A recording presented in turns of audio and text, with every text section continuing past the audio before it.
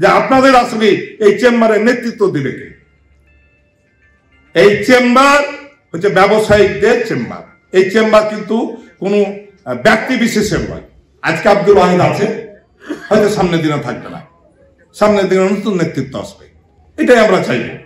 এবং ওই কারণে আব্দুল ওয়াহিদ কিন্তু এখন একেবারে ইয়ং, তরুণ, যুবক এইগুলাকে অন্তত এই চেম্বারে নেতৃত্ব আনতে চাচ্ছে। আপনারা তো দেখলেন যারা আছে, প্যানেল পরিচিতি দেখবেন, এই বয়স্কের মধ্যে আমি আছি, আর ওই যে আব্দুল আওয়াল আছে, কথা বুঝতে পারলেন।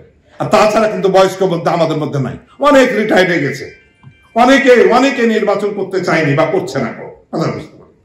তা আমি চাই আপনারা যোগ্য ব্যক্তিকে যোগ্য জায়গায় আপনারা ভোট দিয়ে নির্বাচিত করবেন।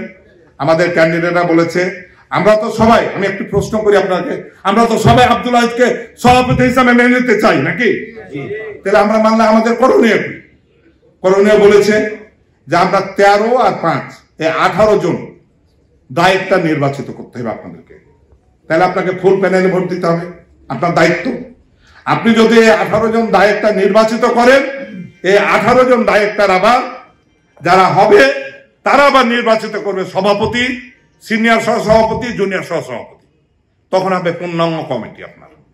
তা আমি আপনাদের কাছে অনুরোধ করব, আপনাদেরকে সবনে অনুরোধ জানাবো যে এই যে একটা আব্দুল ওয়াহিদ উন্নয়নের ধারা ট্রেন চালু করেছে, এখানে যেই যাবে সেই কিন্তু এটা করতে থাকবে, এটা আর বাধাগ্রস্ত কিন্তু হবে না।